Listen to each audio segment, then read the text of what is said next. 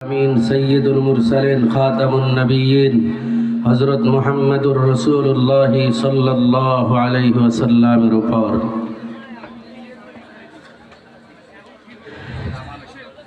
বিশেষ করে মাহফিল কর্তৃপক্ষ তারা অনেক মেহনত করছেন, শ্রম দিয়েছেন, আমাদের জন্য প্লেনের টিকিট পর্যন্ত করেছেন। টিকিট ছিল দুইটায়, সেটাকে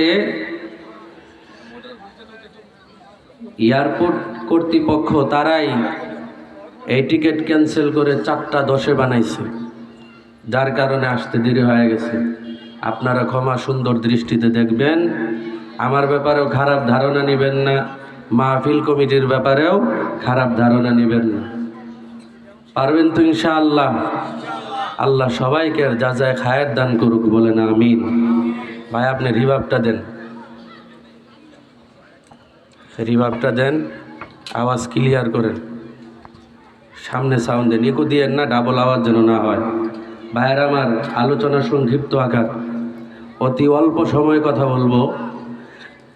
আমি আপনাদেরকে কিছু দেওয়ার চেষ্টা করব, আপনারা যদি খুব আগ্রহ ভরে শ্রবণ করতে পারেন, আশা করি ইনশাল্লাহ কিছু পাবেন। নেওয়ার জন্য রাজি আছেন না ইনশাআল্লাহ? আপনাদের বসা দেখে, আশা দেখে আমার মনটা ভরে গেছে। আমি অবশ্যই আপনাদের জন্য দোয়া করি, মাহফিল কমিটির জন্য দোয়া করি। আপনারাও করবেন তো ইনশাল্লাহ আমার জন্য, মাহফিল কমিটির জন্য? আল্লাহ কবুল করুন। তাহলে আমাদের গন্তব্য স্থান কোথায়? বিশেষ করে প্রথম কথা হলো যে আমরা সবাই হলাম আখিরাতের মুসাফির। আমাদের গন্তব্য স্থান হলো জান্নাত। এই জান্নাতের পথে চলতে গিয়ে, জান্নাতে যাওয়ার জন্য যে রাস্তা আছে, এই পথে থাকতে গিয়ে আমাদের দুইটা বাধা আছে। কয়টা বাধা? একটু জোরে বলেন, একটু মহাব্বতে বলেন, কয়টা বাধা? 1 নাম্বার বাধা হলো শয়তানের বাধা। 2 নম্বরের বাধা হলো কিসের বাধা? নফসের বাধা। তথা শয়তানও একটা শত্রু, নফসও কি একটা শত্রু বান্দার জন্য। আল্লাহ বলেন, ওয়ামা উবাররিউ নাফসি ইন্নান নাফসা লাআম্মারাতুম বিসসু। সাউন্ড ঠিক আছে? শুধু এটা একটু বাড়ান, এই জায়গায় দিবেন সাউন্ডটা। লাআম্মারাতুম বিসসু ইল্লা মা রাহিমা রাব্বি ইন্না রাব্বি গফুরুর রহিম।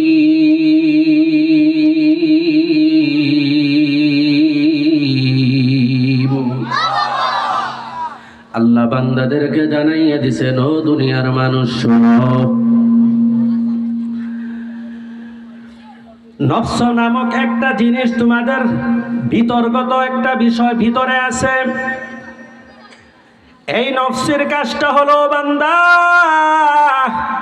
সে সব সময় মন্দ কাজের আদেশ করে, গুনাহের প্রতি তোমাকে শুধু আদেশ করতে থাকে।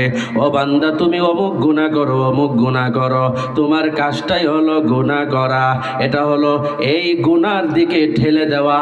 এটা নফসের একমাত্র কাজ। নফসের কাজই হলো গুনার দিকে যাও, গুনার দিকে যাও, গুনার দিকে যাও। বান্দার কলবের ভিতরে গুনাহের খেয়াল জাগে কি জাগে না? জুড়ে কোন। বান্দা গুনাহ করবে, ওই খেয়ালটা আগে বান্দার কলবের ভিতরে, বান্দার দিলের ভিতরে আসে। বলে ওই যে বান্দার কলবের ভিতরে গুনাহ করার খেয়াল আসে, ওই গুনাহের খেয়াল এটা কি শয়তানের পক্ষ থেকে আসছে নাকি এটা নফসের পক্ষ থেকে আসছে, এটা বুঝারও কিন্তু সূরত আছে, এটা বুঝারও কিন্তু হালাত আছে। কারণ একবার কি করে শয়তানে কুমন্ত্রণা দেয়, ওয়াসওয়াসা দেয়, আর একবার ওই নফস কি করে কুমন্ত্রণা দেয়। তারা পালা ক্রমে ক্রমে কি করে, নফস একবার ধোঁকা দেয়, শয়তানে একবার ধোঁকা দেয়, এইভাবে ধোঁকা দিতে থাকে। এবার শয়তানে ধোঁকা দিল নাকি নফসে ধোঁকা দিল, কে ধোঁকা দিছে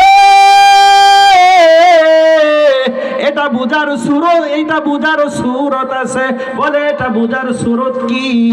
বলে এটা বুঝার সুরত হলো, হে গাইবান্ধার মুসলমান, মুলাং বাজারের মুসলমান, ভালো করে শুনে নেন, কাজে লাগবো। শয়তানে ধোঁকা দিছে নাকি নফসে ধোঁকা দিছে? এ গাইবান্ধার মুসলমান, মুলাং বাজারের মুসলমান, এটা বুঝার হালাত আছে, সুরত আছে। বলে এটা বুঝার সুরত কি?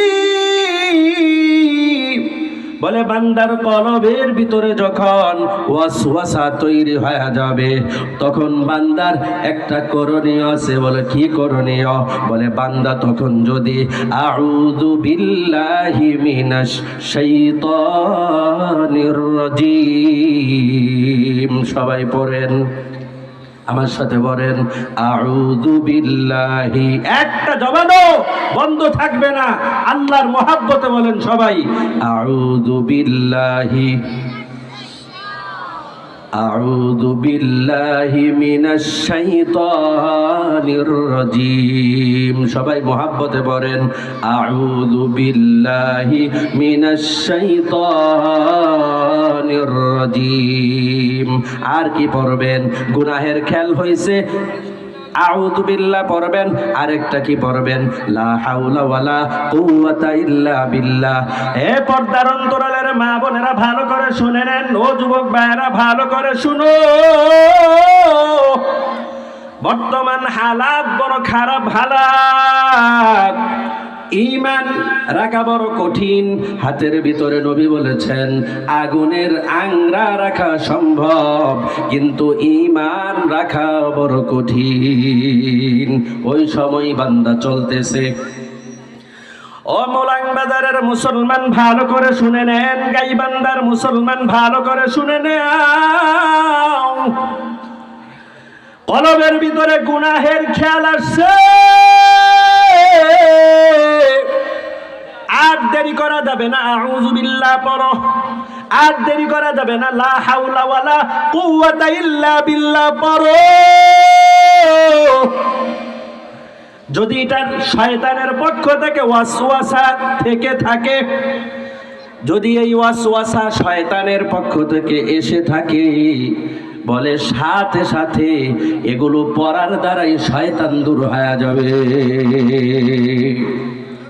সুবহানাল্লাহ নাই? হায় হায় হায় হায়, একটু আওয়াজ দিবেন তো ইনশাআল্লাহ, মহাব্বতে দিবেন।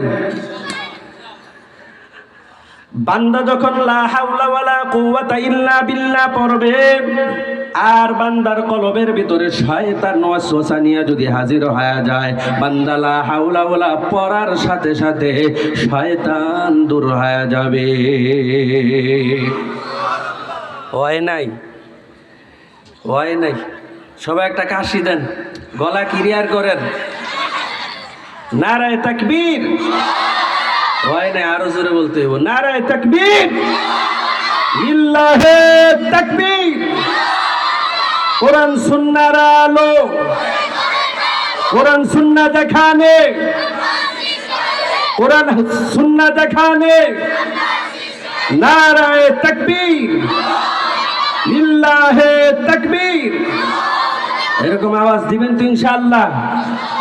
এবার বান্দার কলবের ভিতরে যখন শয়তানে ওয়াসওয়াসা দিল, আর বান্দা আউযু বিল্লাহ বলল, লা হাওলা ওয়ালা কুওয়াতা ইল্লা বিল্লাহ পড়েছে, সাথে সাথে শয়তান সেখানে থাকার কোনো সূরত নাই, সাথে সাথে সেখান থেকে শয়তান বেগে চলে যাবে। তবে বুঝার বিষয় হলো, একটু খেয়াল করে শুনেন, এবার আউযু বিল্লাহ পড়ছে, লা হাওলাও পড়ছে, কিন্তু শয়তান তো যায় না। এখন আরে কুমন্ত্রণা তো যায় না, সেটা তো গলার, সেটা তো ভিতরেই আছে। এখন কি করার, কি বুঝবেন? বান্দা লা হাওলাও পড়ছে, আউযু বিল্লাহ পড়ছে, কিন্তু এর পরেও কলবের ভিতরে ওই ওয়াসওয়াসা গুনাহের ওই প্রবণতাটা রয়েই গেছে। এবার বান্দার বুঝতে হবে এটা শয়তানের পক্ষ থেকে ওয়াসওয়াসা নয়, বরং এটা কলবের পক্ষ থেকে ওয়াসওয়াসা। ঠিক কিনা বলুন? তখন বান্দার করণীয় কি? নফসে বলবে গুনাহ কর। তখন বান্দার যেই করণীয়, যেই কাজটা হলো, বান্দা কোন কাজটা করবে? তখন বান্দা কি গুনাহ করবে নাকি গুনাহ ছেড়ে দিবে? জোরে বলেন, ছেড়ে দিবে কি না? ছেড়ে দিবে না? ভাইরা আমার, শয়তানকে আল্লাহ কেন বানাইছেন একটু ভালো করে খেয়াল করুন। শয়তানকে আল্লাহ কেন বানাইছেন? শয়তান বানানোর একটা কারণ আছে না নাই? জোরে বলেন মুলাংবাজারের মুসলমান, জোরে কোন। এই যে এত সুন্দর প্যান্ডেল বানাইছেন, আল্লাহু আকবার, এত সুন্দর ব্যবস্থাপনা কেন? এই গাইবান্দার মুলাংবাজারের মুসলমান এখানে আসবে, কোরআন সুন্নাহর কি আলোচনা শুনবে, আমল করবে। এটা হলো মাহফিল কমিটির নিয়ত। ঠিক কিনা বলুন? এজন্য এই এত সুন্দর ব্যবস্থাপনা, এর একটা উদ্দেশ্য আছে না নাই? আছে। ঠিক তেমনি ভাবে আল্লাহ পাক রব্বুল আলামিন শয়তান দুনিয়াতে বানাইলেন। শয়তান কেন আল্লাহ বানাইছেন? বলে এর কারণ কি? বলে এর কারণ আছে। বলে কিসের কারণ? বলে আল্লাহ পাক রব্বুল আলামিন শয়তানকে দুনিয়ার ভিতরে একটা নিদর্শন হিসেবে বানাইছে। বলে কি নিদর্শন? কি নিদর্শন? বলে এটা মানুষের জন্য শিক্ষা। মানুষের জন্য যেমন শিক্ষা, ফেরেশতাদের জন্য তেমন শিক্ষা। ঠিক কিনা বলুন? বলে কিভাবে? কিভাবে? বলে শয়তান হয়েছে কেন? বলে আল্লাহ পাক রব্বুল আলামিনের একটা হুকুম না মানার কারণে এত বড় একটা ইবাদত গুজার, এত বড় একটা ইবাদত গুজার শয়তান ছিল, এত ইবাদত করেছে, এরপরেও শয়তান হয়ে গেছে, আল্লাহর দরবারে লানত প্রাপ্ত হয়ে গেছে, মরদুদ হয়ে গেছে, অভিশপ্ত হয়ে গেছে। কয়টা হুকুম না মানার কারণে? মুলাংবাজারের মুসলমান বলেন, কয়টা হুকুম না মানার কারণে? কয়টা? দুইটা। কয়টা? জোরে বলেন, একটা না দুইটা? একটা হুকুম না মানার কারণে শয়তান হয়ে গেছে। এবার ফেরেশতাদের জন্য শিক্ষা, মানুষের জন্য শিক্ষা। কারণ তারাও আল্লাহর হুকুম পালন করে, মানুষেরাও কি করে? আল্লাহর হুকুম, আল্লাহর বিধান পালন করে। এবার যদি মানুষেরা বলে আল্লাহর হুকুম পালন করে লাভ কি হবে, ফায়দা কি হবে? এটা তো ভুয়া। কি ভুয়া? একটা হলো না মানা, আমি মানতে পারি না একটা বিষয়, আর একটা ভুয়া বলে স্লোগান দেওয়া। দুইটার ভিতরে পার্থক্য আছে না নাই? একটার ভিতরে না মানতে পারার কারণে অপারগতা, ঈমান আছে, আরেকটা অবাধ্যতার কারণে বেঈমান হয়ে গেছে। ঠিক কিনা বলেন? জোরে কোন, জোরে কোন। সবাই একটু হাতটা উঠান তো, একটু হাতটা নাড়া দেন তো। শরীরে যত শক্তি আছে বলেন আল্লাহু আকবার। আর জোরে বলেন আল্লাহু আকবার। আর জোরে বলেন আল্লাহু আকবার, আল্লাহু আকবার। আচ্ছা বলেন তো, আসমানটা কে বানাইছেন? জমিনটা কে বানাইছেন? সত্য সাক্ষী, এখানে তো ভয়ের কোনো কিছু নাই। আপনারা কি ভয় পাইতেছেন? হ্যাঁ, তো আওয়াজ তো দিল থেকে পাচ্ছি না। দিল থেকে আওয়াজ দিবেন? বলেন, আসমান কে বানাইছেন? আপনাদের মন কি বেজার হয়ে গেল নাকি? হ্যাঁ, দিলে কি কোনো কষ্ট আছে? তাহলে দিল থেকে আওয়াজ দিতে কোনো ভয় আসেনি? উসমান হাদি ভাই নাম কি ভুলে গেছেন নি? আসার সময় আমার বাসা সংসদের আশপাশে। আল্লাহু আকবার, সবাই জোরে বলেন আল্লাহু আকবার। এই গাইবান্ধার মুসলমান, ইমানের পাওয়ার দেখো। উসমান হাদির থেকে শিখো যুবক ভাইয়েরা, উসমান হাদি ভাইয়ের থেকে শিখো। বাসা থেকে বের হলাম মুলাং বাজারের উদ্দেশ্যে। কয়টার সময়? 12টার সময়। বাসা থেকে বের হওয়ার পরে ফার্ম গেটের কাছাকাছি যখন আসলাম, মানুষ যাবে সংসদের দিকে, সব মানুষ খালি ঢুকে চিপা চাপা গলি দিয়া। জিজ্ঞাসা করলাম, মুরব্বী কোত্থেকে আসছেন? ও ভাই কোত্থেকে আসছেন? বলে কুমিল্লা থেকে। ভাই কোত্থেকে আসছেন? ময়মনসিংহ থেকে। যাকে জিজ্ঞাসা করি কেউ ঢাকার মানুষ না, সবাই ঢাকার বাহির থেকে আসছে। কোথায় যান? ওযু করতে যাই। কারণ সংসদের সামনে, এখানে কই ওযু করব? মানিক মিয়া এভিনিউ, রাস্তার মধ্যে পানি আসেনি তো, সব যাইতেছে খালি সিফাই সাফাই কোন জায়গায় একটু ওযু কইরা আইসা এই শহীদের জানাজায় একটু হাজিরা দিতে। মুলাং বাজারের যুবক ভাইয়েরা, উসমান হাদি ভাই, তার জন্য মানুষ কেমন জানি পাগল হয়ে গেছে গা। মৌমাছির বাসার আশপাশে কেমন জানি একটা হালাত থাকে না? আমার কথা কি বুঝতেছেন? মানুষগুলোর প্রত্যেকটা মানুষের দিলের ভিতরে কেমন জানি একটা এইরকম মৌমাছির মতো, পঙ্গপালের মতো একটা হালাত তৈরি হয়ে গেছে যে কে শাহাদাত বরণ করেছে, একজন শহীদের জানাজা বড় আগ্রহ করে মানুষ পড়তে আসছে। আল্লাহু আকবার। মুলাং বাজারের মুসলমান যারা উসমান হাদি ভাইকে শহীদ করেছে, নিঃসন্দেহে তারা নিজের পায়েই নিজে কুড়াল মেরেছে। ঠিক কিনা বলো মুসলমান? উসমান হাদিকে যারা শহীদ করেছে, নিঃসন্দেহে তারা অন্যায় করেছে, অপরাধ করেছে, নিরহ একটা যুবক ভাইয়ের উপরে জুলুম করেছে। ঠিক কিনা বলে? উসমান ভাই শহীদ হওয়ার দ্বারা সে ঠকে নাই, তার কপাল পুড়ে নাই, বরং তার কপাল খুলে গেছে। আর যে বেঈমানের গোষ্ঠী ওকে গুলি করেছে, নিঃসন্দেহে ওর কপাল পুড়ে গেছে। ঠিক কিনা বলো? আর কোরআনের ভাষায় যদি বলি, কোরআন কি বলে? কোরআন বলে, শোনো, যে যাকে মারে, যাকে মারছে, ওর যত পাপ আছে, ওর সমস্ত পাপ যে মারছে তার ঘাড়ে চলে যায়।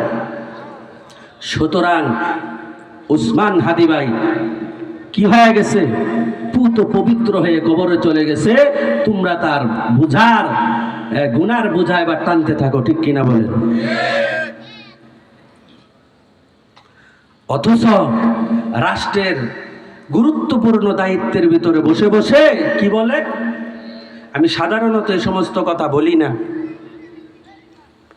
কিন্তু কেন জানি দিলের ভিতরে খালি আসতেছে যে একজন রাষ্ট্রের গুরুত্বপূর্ণ পদের ভিতরে বসে থেকে বলে, আরে উসমান হাদির বিষয়টা নাকি এটা কোনো বিষয়ই না, এমন ঘটনা নাকি নির্বাচনের আগ দিয়ে বলে ঘটেই থাকে। কল্পনা করা যায় একজন এত বড় কমিশনার, নির্বাচন কমিশনার, আপনি দায়িত্বশীল একজন বান্দা ব্যক্তি, আপনার জবান থেকে যদি এমন লাগামহীন কথা বের হয় যে এরকম খুন খারাপি নির্বাচনের আগে ঘটেই থাকে, এটা তো বড় দুঃখজনক বিষয়। ঠিক কিনা বলুন? জানি না ওনার সন্তানরা এই দেশে থাকে কিনা। আমার তো মনে হয় ওনার সন্তান আছে কিনা, থাকলেও দেশে আছে কিনা, কারণ তাদের সন্তান তো থাকে বিদেশে নিরাপদে। আর আমার যুবক ভাইরা, তাদের তো যারা হত দরিদ্র মানুষ, তাদের তো আর ওই বেগম পাড়ায় বাড়ি নাই, ঠিক কিনা বলুন? সুতরাং এই দেশেই আমাদের থাকতে হবে, তবে আমরা যেন ঈমানের হালাতে থাকতে পারি, এজন্য আল্লাহর কাছে দোয়াও করতে হবে, ঠিক কিনা বলুন? আর আমরা তাদের হেদায়েত কামনা করি, আল্লাহ তাদেরকে হেদায়েত দান করুন। একটা সত্য সাক্ষী দেন, আসমান কে বানাইছেন? জমিন কে বানাইছেন? আমাদেরকে কে বানাইছেন? গোটা দুনিয়ার ভিতরে যত মানুষ আছে কে বানাইছেন? আপনার তো আওয়াজ দিবেন তো ইনশাআল্লাহ, দিল থেকে আওয়াজ দিবেন তো ইনশাআল্লাহ। কেউ কি প্রণতা করবেন না তো? সুতরাং আল্লাহর জমিনে বান্দা আল্লাহর আইন পাশ করার জন্য মেহনত করবে, মুজাহাদা করবে, প্রয়োজনে নিজের জীবনটাকে বিলিয়ে দিবে, ঠিক কিনা বলেন? এই জমিনে আল্লাহর আইন ছাড়া ভিন্ন কোন আইন চলতে পারে? আব্রাহাম লিঙ্কনের আদর্শে এ বাংলার জমিন চলতে পারে না। মাইকেল জ্যাকসনের স্টাইলে বাংলার জমিন চলতে পারে না। রবীন্দ্রনাথের আদর্শে বাংলার জমিন চলতে পারে না, ঠিক কিনা বলো মুসলমান? ঠিক কিনা বলো মুসলমান? ইহুদি খ্রিস্টানের স্টাইলে বাংলার জমিন চলতে পারে না। নায়ক নায়িকার স্টাইলে বাংলার জমিন চলতে পারে না। আমার ৫৬,০০০ বর্গ মাইলের প্রত্যেকটা ওলিতে গলিতে আল্লাহ ওয়ালার কদম পড়েছে, কাসেমি পরিবারের কদম পড়েছে। আমার প্রত্যেকটা গ্রামে গ্রামে আলেমে হাফিজ কুরআনের কদম পড়েছে। আমার ৫৬,০০০ বর্গ মাইলের বাংলার জমিনে আল্লাহর আইন ছাড়া ভিন্ন কোন আইন চলতে দেওয়া হবে না, হবে না, হবে না, ঠিক কিনা বলো মুসলমান? এই জমিনে যদি কোনো আইন চলে, তাহলে নিয়ত করেন আল্লাহর আইনই চলবে। তার কারণ আল্লাহর আইনই দুনিয়াতে শান্তি আনতে পারে। অন্যথায় কত মানুষ আমাদেরকে কত শান্তির কথা শোনাইলো, কিন্তু আমাদেরকে কেউ শান্তির মুখ দেখাইতে পারে নাই, ঠিক কিনা বলেন মুসলমান? শান্তি যদি আসে, তাহলে এই মুলান বাজারের ভিতরে, এই দেশের ভিতরে একমাত্র শান্তি আসবে ইসলামের পথে, ইসলামের পথে, ইসলামের পথে। ভিন্ন কোন পথে ইসলাম ছাড়া কেউ শান্তি আনতে পারবে না, আনতে পারবে না, আনতে পারবে না, ঠিক কিনা বলেন? এটাই চূড়ান্ত সত্য কথা, যে যাই বলুক, ঠিক কিনা কম? নারাজ হয়ে গেলেন নাকি?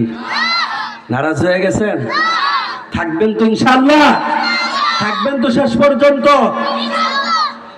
বাংলাদেশের কয়েকজন উল্লেখযোগ্য বক্তার ভিতরে একজন হলেন কুয়াকাটা হুজুরের ছোট ভাই, কে? যিনি আজকের মাহফিলে প্রধান বক্তা, মুফতি হাবিবুর রহমান মিসবাহ সাহেব দামাত বারাকাতুহুম। সুতরাং হযরতের বয়ান শেষ পর্যন্ত আমরা শুনবো তো ইনশাআল্লাহ? শেষ করে দেব না আরেকটু চালাবো? মনে আছে কোন পর্যন্ত রাখছিলাম?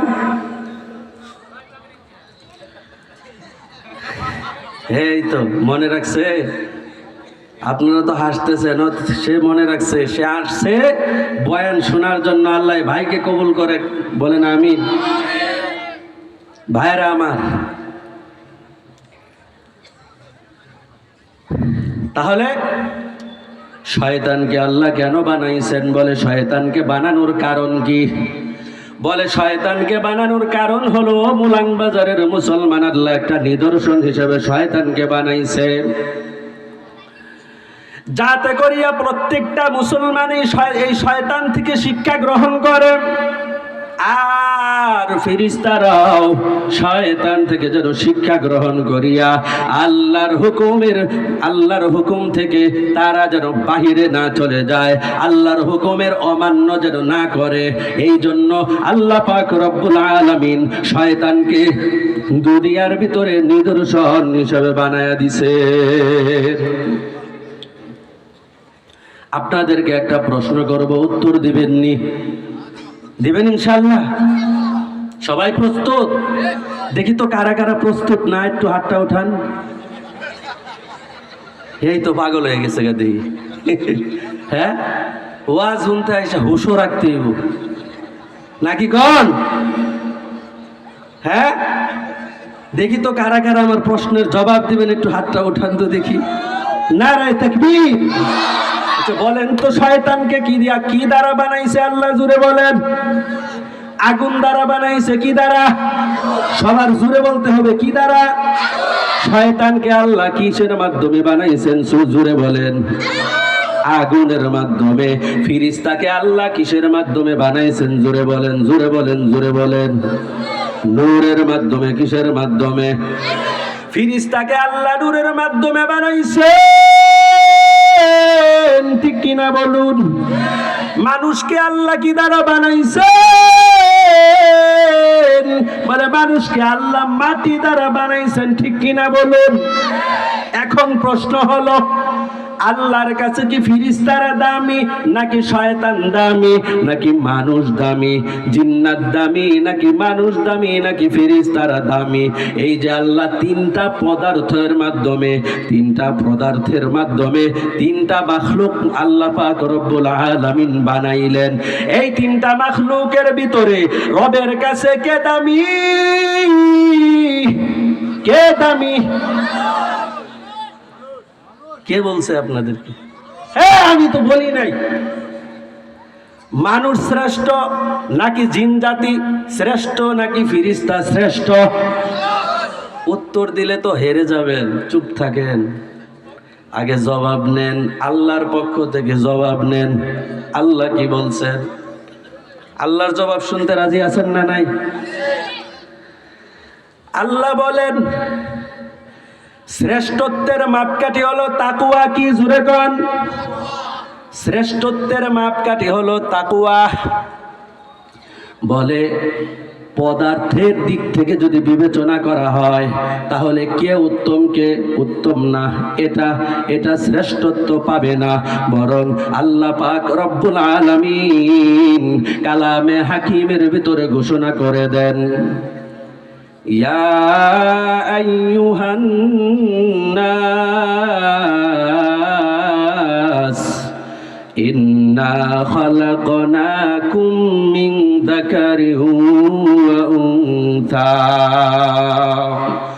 وجعلناكم شعوبا وقبائل لتعارفوا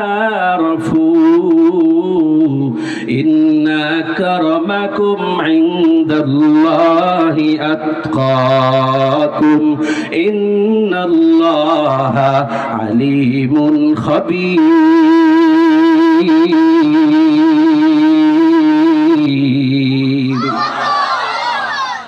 আল্লাহ পাক রব্বুল আলামিন জানাইয়া দিছেন, ও গাইবান্দার মুসলমান, মুলাংবাজারের মুসলমান, বলে শ্রেষ্ঠত্ব কে পাবে? শ্রেষ্ঠত্ব কে পাবে? শ্রেষ্ঠত্ব কে পাবে? ভালো করে শুনেন। বলে শ্রেষ্ঠত্ব পাবে ওই ব্যক্তি, বলে শ্রেষ্ঠত্বের মাপকাঠি হলো তাকওয়া। জোরে বলেন কি? শ্রেষ্ঠত্বের মাপকাঠি একটা জবান বন্ধ থাকবে না। শ্রেষ্ঠত্বের মাপকাঠি কি? জোরে কোন? হয় নাই? আর জোরে বলেন। হে মুলংবাজারের মুসলমান, জোরে বলেন, শ্রেষ্ঠত্বের মাপকাঠি কি? শ্রেষ্ঠত্বের মাপকাঠি কি? সেই বান্দার দিলের ভিতরে তাকওয়া আছে, আল্লাহর ভয় আছে, খোদা ভীতি আছে, ওই বান্দা হলো আল্লাহর কাছে সবচাইতে বড় দামি, ঠিক কিনা বলুন? ও বান্দা, তুমি দুনিয়ার ভিতরে কুরআনে কারীমের তিলাওয়াত শিখেছো। ও বান্দা, তুমি আল্লাহর নামের জিকির করো। ও বান্দা, তুমি আল্লাহর নামের জিকিরটা তুমি কেন করো? তুমি তো বুঝো না, তুমি তো জানো না কেন জিকির করো, কেন কোরআন তিলাওয়াত শিখো। এ গাইবান্ধার মুলাং বাজারের মুসলমান, ভালো করে শুনে নাও। হে পর্দার অন্তরালের মা, কেন কোরআনে কারিম নিজে শিখবেন, সন্তানকে শিখাইবেন? ও যুবক ভাইরা, কেন কোরআন শরীফ শিখবেন, কেন শিখাইবেন, কেন নিজের যে শিখতে হবে এটা দিলের ভিতরে জাগাবেন? কেন জাগাবেন বলবো নি কারণটা। সময় আমার শেষ হয়ে গেছে। হ্যাঁ, সময় শেষ। কমিটির পক্ষ থেকে আমার এখন নামতে হয়। আপনারা তো যায় ঘুমাবেন, আবার আমার দৌড়াইতে হইব সাবার। দোয়া করবেন তো ইনশাআল্লাহ? হ্যাঁ, বলে কোরআনে কারিম কেন শিখবা রে বাবা, কেন শিখবা, কেন যুবক? বলে এর কারণ কি? বলে কবর থেকে বান্দাকে যখন উঠানো হবে, যখন বান্দা কবর থেকে যখন উঠে যাবে, উঠার পর হাসরের ময়দানে ন্যাংটা অবস্থায় দৌড়াইতে থাকবে, হাসরের ময়দানের দিকে যাইতে থাকবে। বান্দা তাকাইয়া দেখবে মাথার উপরে আল্লাহু আকবার চলতেছে, মাথার উপরে আল্লাহু আকবার বলেন, আরো জোরে বলেন, জোরে কোন, জোরে কোন, আরো জোরে বলেন, জোরে কোন। হে মুলাং বাজারের মুসলমান, গতকালকে ময়মনসিংহে আমার একটা প্রোগ্রাম ছিল। কত বড় বিয়াদব হতে পারে! আমি আপনাদেরকে শিখার জন্য বলতেছি, শিখার জন্য বলতেছি। আমি তো একজন প্রধান ওয়াইজ হিসেবে গিয়েছিলাম, আমি তো একজন দাওয়াতি মেহমান হিসেবে গিয়েছিলাম। আমি তো নিজের পক্ষ থেকে যাই নাই, শত শত কিলোমিটার আমার পাড়ি দিতে হয়েছে। বলে কেন? দিনের নিসবতে গিয়েছি, অথচ আমি নামাজের ভিতরে দাঁড়িয়ে আছি। একজন বলতেছেন বান্দা বুঝে না, বলতেছে এই যে লক্ষ টাকা খরচ করে মাহফিল করলাম, কি লাভ হলো? এখন তো মাহফিল অলিতে আর গলিতে মাহফিল হয়, কি দরকার আছে? ও গাইবান্ধার মুসলমান, মুলাং বাজারের মুসলমান, ভালো করে শুনবেন। ওই লোকটা বলতেছে আমি নামাজের ভিতরে শুনতেছি, আমাকে শোনায়া শোনায়া বলতেছে বাজারের কয় রাস্তার চিপায় চাপায় এখানে সেখানে মাহফিল, শুধু মাহফিলই হয়, মাহফিলই হইতেছে। এত মাহফিল করার কি দরকার আছে? কি দরকার আছে? শুধু টাকাটি নষ্ট, শুধু টাকাগুলো নষ্ট হয়, শুধু টাকাগুলো নষ্ট হয়। কি দরকার আছে? কি দরকার আছে?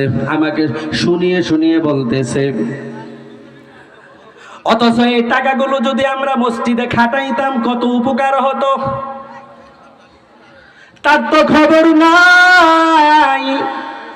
এই যে আমরা একটু খুব ভালো করে একটা জবাব দিবেন, এই যে আমরা সবাই এখানে আসছি, বসছি, এখানে কার জিকির করতেছি? জোরে বলেন।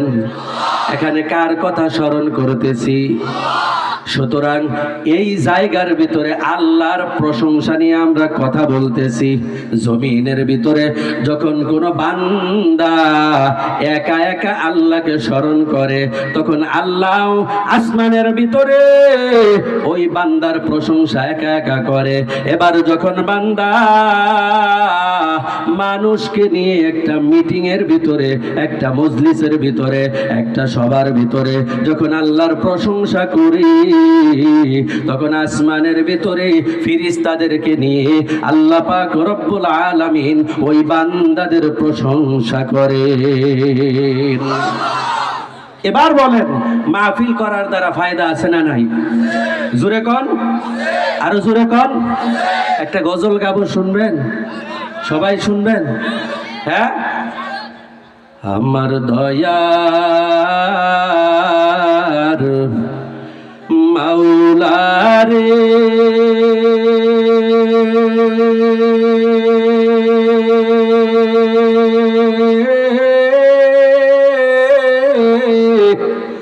আমার মায়ার মাবুদ রে, কোথায় গেলে পাইব তোমার ঠিকানা? তোমাকে বুঝি আমি পাইলাম না, আমার দয়ার মৌলারে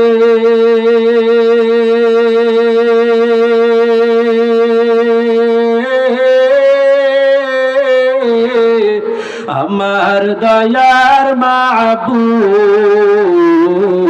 রে, কোথায় গেলে পাইব তোমার ঠিকানা, কোথায় গেলে পাইব তোমার ঠিকানা, তোমাকে পাই বারাসে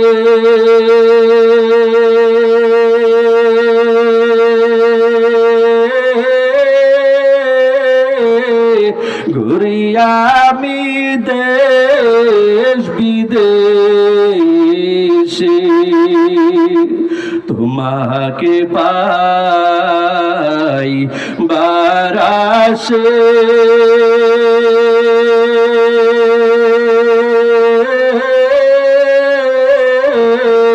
ঘুরি আমি দেশ বিদেশে, ইজতেমার ময়দানে করলাম বিছানা, দাওয়াতুল হকের ইজতেমায় করলাম বিছানা, উজানির ময়দানে করলাম বিছানা, চরমনার ময়দানে করলাম বিছানা, তোমায় পাইবার ওসিলাতে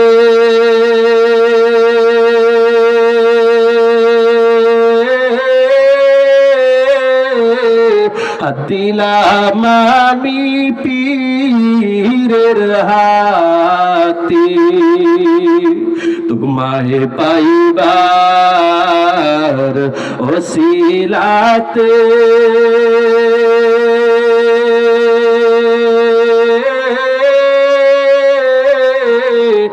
দিলাম আমি পীরের হাতে, পার পাবো কি জানতে মনের ভাষণা, পার পাবো কি জানতে মনের ভাষণা। সময় একেবারেই শেষ। যেহেতু কোরআন শরীফ কেন শিখব এই কথাটা বলতে চেয়েছি, শুধু এই কথাটা শেষ করেই আলোচনা শেষ করব। থাকবেন তো ইনশাআল্লাহ? হ্যাঁ, মুলাংবাজারের মুসলমান কেন কোরআনে কারিম শিখবেন? অতি সংক্ষেপে বলতেছি, অতি সংক্ষেপ। বলে বান্দাকে যখন কবরের ভিতরে শোয়াইবে, বান্দাকে কবরের ভিতরে শোয়ানোর সাথে সাথেই মাথার দিক থেকে আযাব আসতে থাকবে, মাথার দিক থেকে আযাব আসবে। মাথার দিক থেকে ওই আযাব যখন আসতে দেখবে, ওই যে দুনিয়াতে বান্দা, হে মুলাংবাজারের মুসলমান, রহে হে গাইবান্দার মুসলমান, ওই যে দুনিয়াতে আপনি কোরআনে কারিম শিখেছিলেন, ওই যে আয়াতে কারিমাগুলো তিলাওয়াত করেছিলেন, নামাজে তাহাজ্জুদে আপনি যে ঘরে বসে বসে কোরআনে কারিমের তিলাওয়াত গুলো যে আপনি করেছিলেন, আপনার মাথার ভিতরে তো আয়াতে কারিমা আছে। ওই কবরের ভিতরে যখন মাথার দিক থেকে আযাব আসতে থাকবে, এটা যখন মাথার দিক থেকে এটা যখন দেখতে থাকবে, মাথার কাছ থেকে যখন আসতে থাকবে, ওই আয়াতে কারিমা তখন ঘোষণা করবে, হে আযাব, খবরদার খবরদার খবরদার। আল্লাহু আকবার বলেন, আরো জোরে বলেন। ডাক দিয়া বলবে, আযাব রে, খবরদার খবরদার, একটা কাইকো আগাবি না, এখান থেকে দূরে সরে যা। আমি কিন্তু আয়াতে কারিমা, আমি কিন্তু দুনিয়াতে আমাকে তিলাওয়াত করেছে, খবরদার আসবি না, মাথার কাছ থেকেও আসতে পারবে না। এবার কি করবে? ঘুরে ডান পাশ দিক থেকে আসতে থাকবে আযাব। এবার দুনিয়াতে বান্দা মুলাংবাজারের মুসলমান, গাইবান্দার মুসলমান যে নামাজ আদায় করেছে, আসসালাতু বুরহান,